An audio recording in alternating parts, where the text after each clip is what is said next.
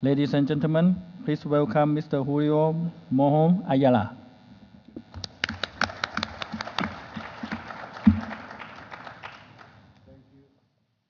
Hello?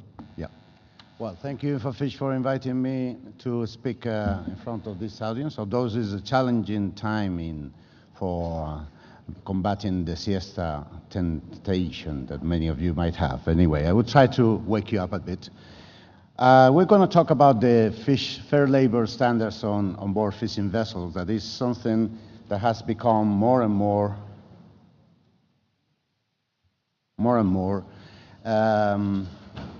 let's say, in fashion or denounced. It has been a raising concern for many of the operators and many of the retailers and the society at large, I would say, because as you have seen in the press, in many different cases of illegal fishing related also to poor labor conditions on board fishing vessels. So that is something that is coming as a new concern for most of the, not only the tuna, but all the fishing industry at large. This is not working. Okay. And what has been done? Because the fishers matter. I mean, for us, in our group, our major asset is our people, the fishermen. We are considered one of the best fishermen in the world just because of our people, because we consider our people our major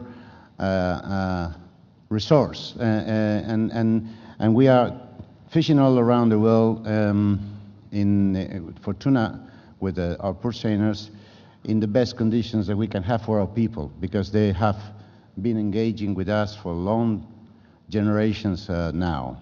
We are in the third generation of our people working from the little Bermeo town in the north of Spain, most of the fleets, some others from Galicia as well, but considering our fishermen as the real driver of our results and success. And what has been done up to now? Well, FAO has started some dialogues on the social aspects together with the Holy See. There are different campaigns, there are different reports made by different people, the unions, International Transport Federation, different organizations that are related to that. And we have done our part of the job with the standard I will explain later. But first, let's take a look at the international legal framework for safety at sea in fishing. First of all, we have UNCLOS. UNCLOS Article 94 in the flag state duties. It says that it has certain things that talk about safety at sea, technical and social matters. Then we have IMO. It's a crucial part of the whole safety component. The International Maritime Organization is started with the Torremolinos Protocol back in 1977 to provide minimum requirements for construction and safety construction. Then it was reinforced by Protocol 93, 1993, and then the recent Cape Town Agreement that has been entered into force and it was signed in 2012 and now is entering into force. Then we have also the training and certification of seafarers, so the STCWF that dates back in 95.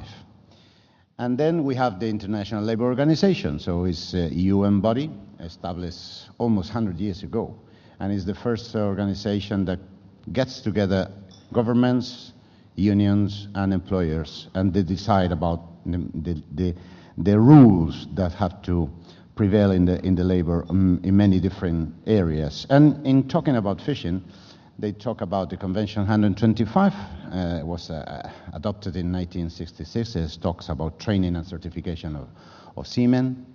And then we have the working and living conditions on board fishing vessels, Convention 188, that it was signed in 2007 and now has entered into force in November last year, when only 11 countries have already ratified that, and it's a pending issue.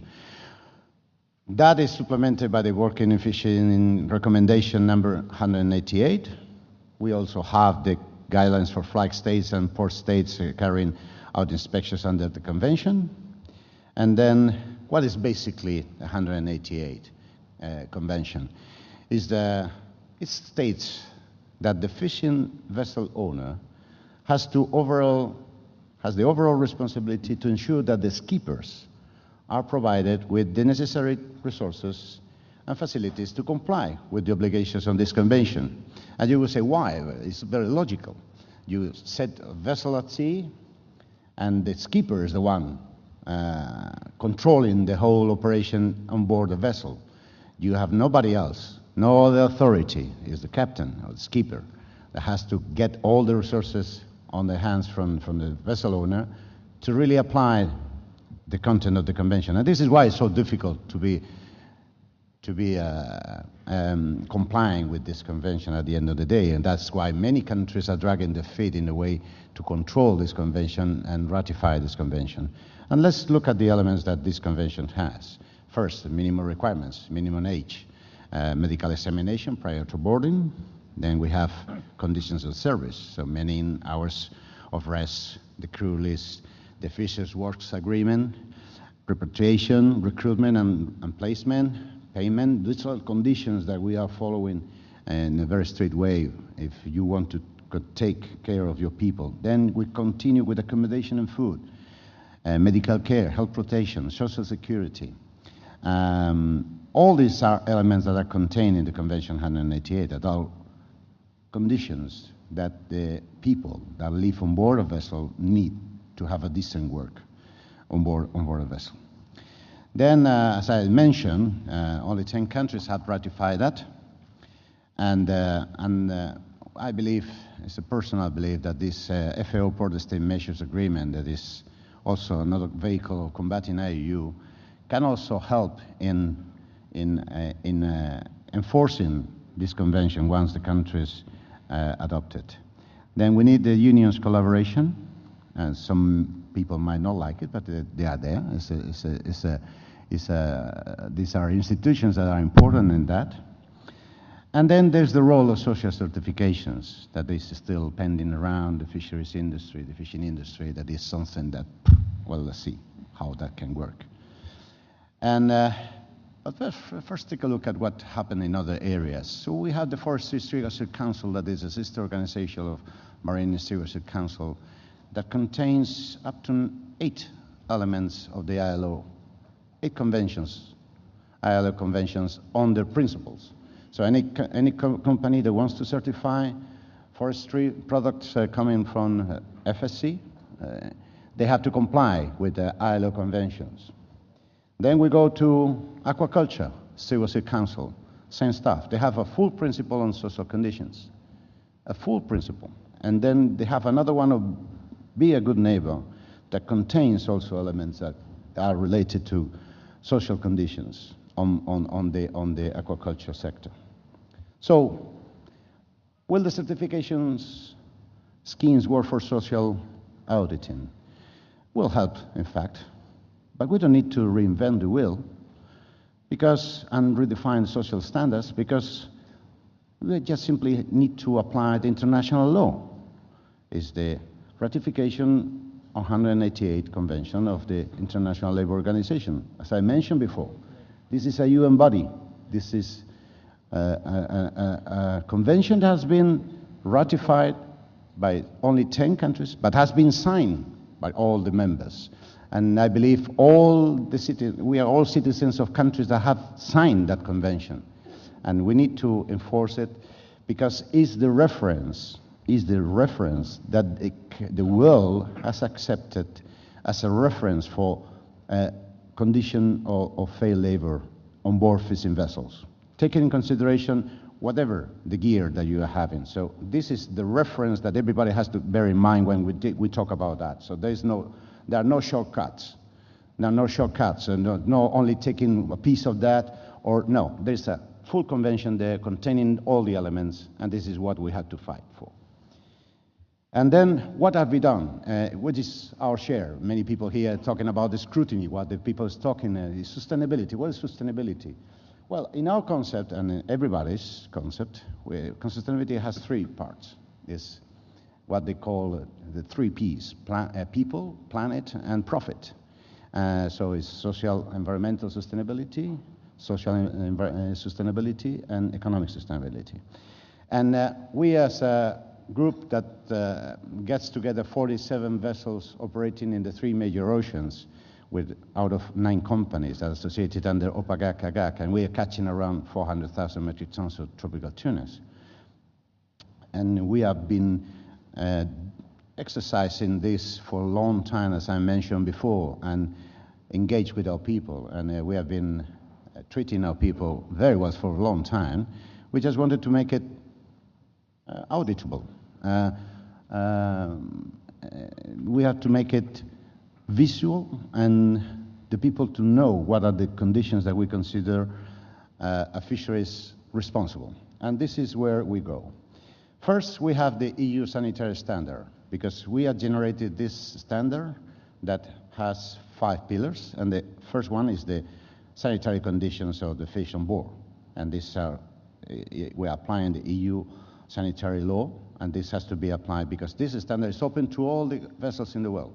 Yeah? It's open to anyone. And in fact, we have vessels not only from the Spanish flag, but other flags where we have invested.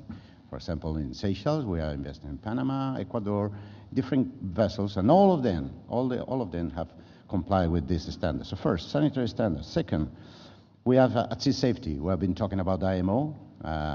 We talk about classification of vessels, and we talk about insurance. So there are conditions to be in the standard with the best insurance possible and the best classification of the vessels.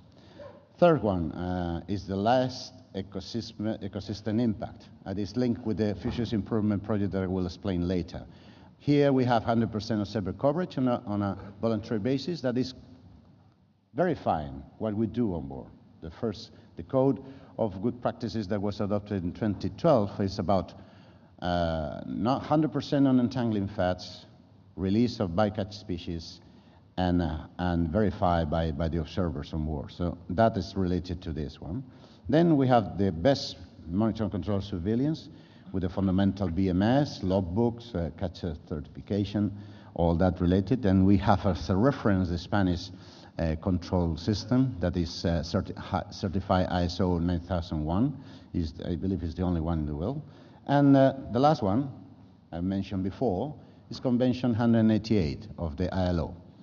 So all our vessels are complying with this, and I will explain later. And then we talk about the FIP.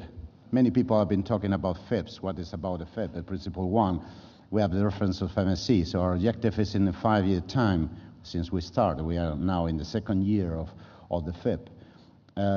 We will try to get MSC certified. And then the first one is related to sustainability of stocks and the adoption of the RFMO's harvest control rules. Second is principle 2, is what we were talking about before, about the lesser ecosystem impact. So it's all about fats related to bycatch and all that. And the third one is just the effective management. So I don't want to bother you again with this. You all know what the FIP is already. And I was mentioning before that we make a commitment in our Oceans Conference in Malta last year, a conference our EU organized.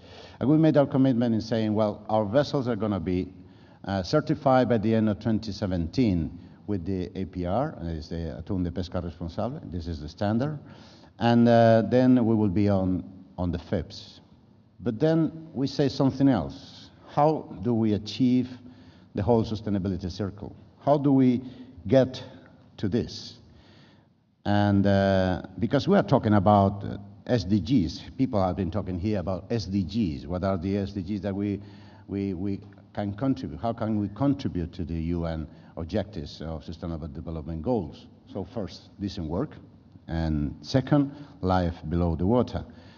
And the 3 Ps. So we need to have something that is able to verify that we have decent conditions on board, we don't harm the environment, or we do the less ecosystem impact possible, and we keep the operation profitable. At the end of the day, if there's no profit, there's no employment, so it's all connected. And this is all about, and thank you very much. Thank you.